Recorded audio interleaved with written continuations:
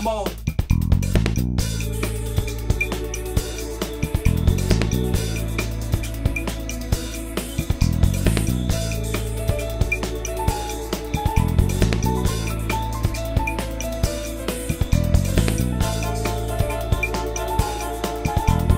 Come on, yeah, come on.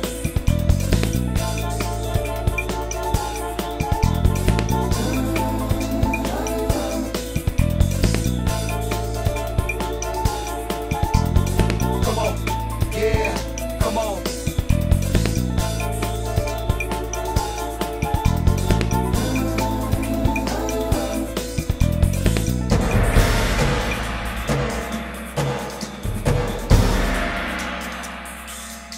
Bonjour chers téléspectateurs et bienvenue sur RTV, l'émission des teenagers de Rouen. Bonjour Lou. Bonjour Clément. Aujourd'hui, nous allons tout d'abord vous faire découvrir la ville à travers l'histoire de Saint-Romain. Puis nous plongerons au cœur de la foire du même nom, un des événements les plus attendus de l'année avec des reportages sur la gastronomie et les différents manèges.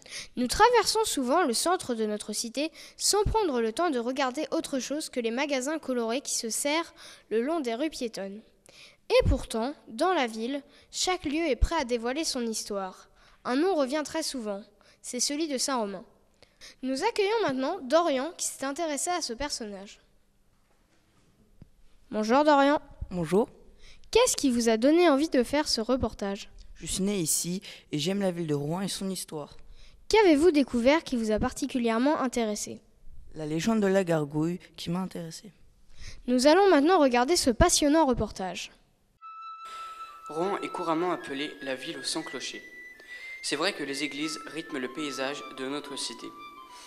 Un de ces édifices est l'église Saint-Godard. C'est à cet emplacement que le corps de Saint-Romain a été placé avant d'être transféré en grande cérémonie à la cathédrale romane. L'actuelle église des 15e et 16e siècles est le point de départ de notre aventure piétonnière.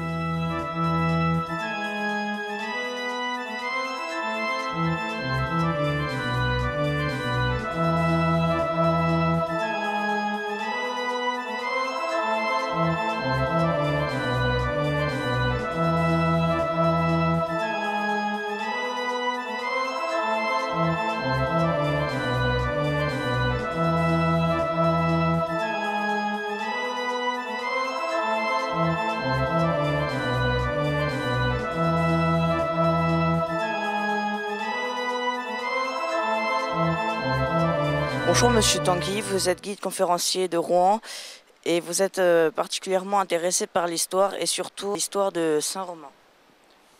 Oui, bonjour.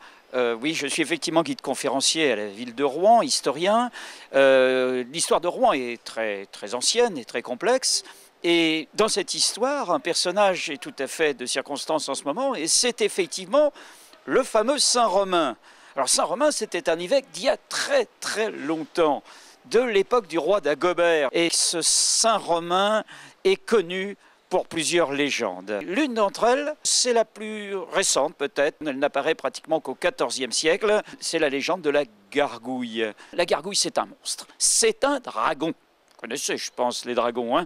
Un dragon, mais pas un gentil dragon, un mauvais dragon, un méchant dragon. Alors on ne sait pas exactement où il était, certains le situent, pas loin d'ici d'ailleurs, dans la basse vallée du Robec, à quelques pas de l'endroit où nous nous trouvons. D'autres le situent de l'autre côté de la Seine, dans les marais de la rive gauche. Toujours est-il que d'après la légende, ce monstre, ce dragon, mangeait les petits-enfants. C'est terrible, hein?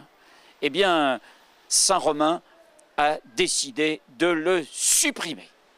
Et il n'a trouvé, pour l'aider dans cette expédition, que 2 condamnés à mort. 2, vous allez me dire, ils risquaient plus rien puisqu'ils étaient condamnés à mort. Mais il accepte d'accompagner Saint-Romain. L'un d'entre eux, d'ailleurs, en chemin, va abandonner, va se sauver. Il a trop peur de la gargouille.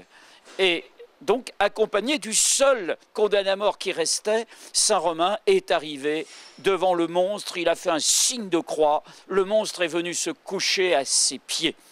Alors, d'après la légende, il l'a ramené, ce monstre. Il l'a fait ramener, plus exactement, par le condamné à mort, tenant la gargouille avec son étole, la sorte d'écharpe plate que les prêtres portent autour du cou. Donc, le condamné à mort, tenant l'étole comme une laisse, a ramené la gargouille sur le parvis de la cathédrale, où elle aurait été brûlée. Voilà donc la légende. Elle apparaît parce que depuis déjà un bon moment, depuis au moins le XIIe siècle, le chapitre de la cathédrale, les chanoines, c'est-à-dire les chefs de la cathédrale, avaient réussi à obtenir un privilège. Et quel privilège? Celui de libérer tous les ans un condamné à mort. Normalement, il n'y a que le roi qui peut faire ça. Et les chanoines, pour garder ce privilège, ont donc mis en avant cette légende. C'est comme ça qu'il est devenu le saint patron. Et comme tout saint patron qui se respecte, eh bien, on avait organisé près de l'église où avait été enterré son corps. C'est notre église Saint-Godard maintenant. Mais à l'époque, elle était en dehors des murailles de la ville. On avait organisé un marché, une foire. Alors bien sûr, à l'époque, ce n'était pas une foire avec des manèges pour les enfants comme maintenant, c'était une foire commerciale où on vendait des produits, en particulier des chevaux. C'était la grande foire d'automne, la grande foire aux chevaux. Cette foire a, elle aussi, une très longue histoire puisqu'elle se poursuit de nos jours. Merci beaucoup d'être venu sur ce plateau. Merci de m'avoir invité sur ce plateau. Au revoir. Au revoir. En près de 1000 ans d'existence, la foire s'est transformée, s'est déplacée. De la foire du Pardon, le premier nom qu'elle portait, elle est devenue la foire Saint-Romain. Tout à fait. Tout d'abord installée sur les hauteurs, elle a ensuite gagné le boulevard de la plage Cauchoise au Boulingrin pour finalement s'installer au cœur de la ville, le long de la rive sud de la Seine. Nous allons maintenant accueillir Théa, la journaliste intrépide qui a testé pour nous les manèges de la foire. Bonjour Théa. Bonjour. Alors, quelles sont les différentes attractions que vous avez pu découvrir ? J'ai pu découvrir les manèges les plus anciens avec les chevaux de bois. Mais il y a aussi des nouvelles attractions ? Oui, avec des sensations garanties. Des sensations garanties. Et avez-vous pu interviewer des passants sortant de ces manèges ? Tout à fait, j'étais très impressionnée. Et pourquoi avez-vous décidé de faire ce reportage sur les manèges de la foire ? Parce que je me passionne pour les manèges. Et quel est votre préféré ? L'extrême. Merci beaucoup. Nous allons maintenant découvrir le reportage.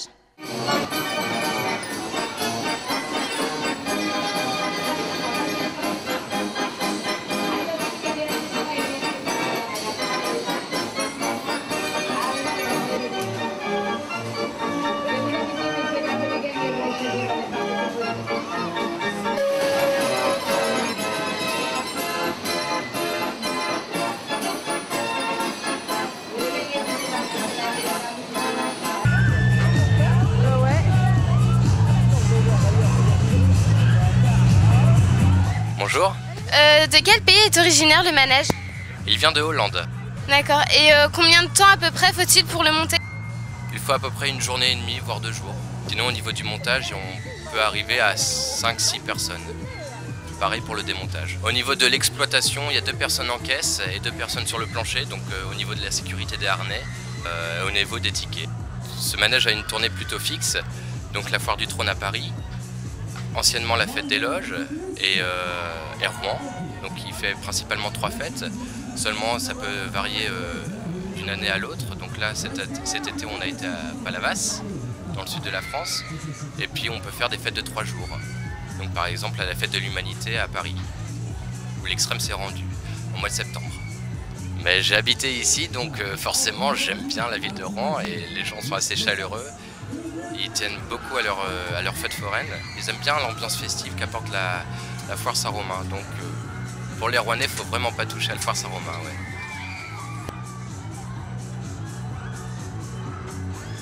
Le petit plus, c'est un manège unique. Il y en avait 5 en France, maintenant c'est le seul. Et il tourne toujours autant, il a toujours autant de succès. Il est devenu intemporel. Il a réussi à se faire une réputation et c'est un peu un des chouchous du public. Voilà. Merci à vous.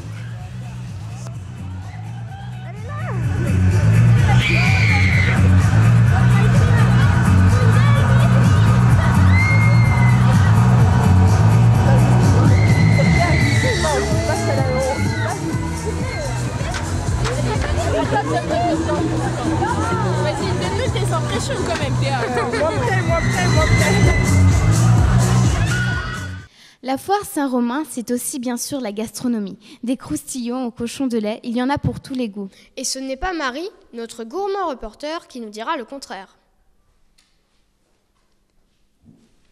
Bonjour, bienvenue sur le plateau de RTV pour nous parler de vos expériences culinaires. Qu'est-ce qui vous a passionné lors de la réalisation de ce reportage? J'ai adoré voir la fabrication des berlingots avec toutes les couleurs qui se mélangent. Nous allons voir ça tout de suite dans le reportage. L'ancienne génération et la nouvelle génération, de père en fils, on ne peut pas mieux vous dire. Les petits-enfants sont forains, les arrières sont forains, et ceux qui arrivent, ils seront forains. Du côté de mon père, ils étaient 13. Alors si vous voulez, on est à peu près 80-90 petits cousins.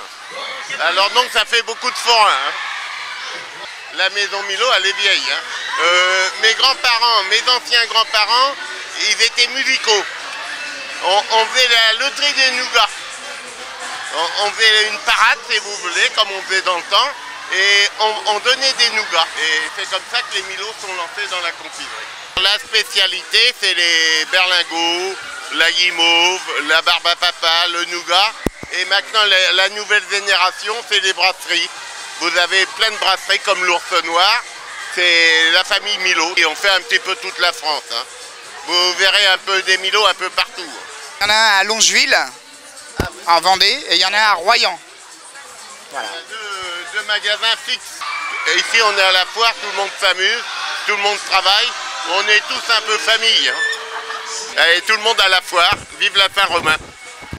Marie, vous vouliez dévoiler un des plus grands mystères de la foire et nous faire découvrir la recette des croustillons. Avez-vous réussi? Non, c'est un secret bien gardé, mais par contre, je vous en ai ramené pour que vous puissiez vous régaler. Merci beaucoup, Marie. Merci beaucoup.